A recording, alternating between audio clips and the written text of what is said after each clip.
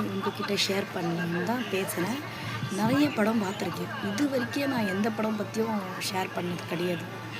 Lockdown அந்த movie நான் நேற்று பார்த்தேன். அந்த மூவியில் 3 மெசேஜ் எல்லாருக்குமே, லேடிஸ்க்கு எல்லாருக்குமே இந்த 3 மெசேஜ். வெளியால் யாரும் நம்பக்கூடாது. அப்பா அம்மாவை தவிர உண்மையான பாசம் யாருக்கிட்டுமே இல்லைன்னு அந்த டைரக்டர் தெளிவாக காமிச்சிருக்காரு. அதுக்கப்புறமா ஃப்ரெண்ட்ஷிப், நல்ல ஃப்ரெண்டும் இருக்காங்க, கெட்ட ஃப்ரெண்டும் இருக்காங்க. நல்ல ஃப்ரெண்டு நல்ல வழியை மட்டும்தான் காமிப்பாங்க. அந்த ஹீரோயின் கூட ஒரு பொண்ணு இருந்தா, ஃப்ரெண்டு, கடைசி வரைக்கும் அவங்க கூடவே இருந்தா.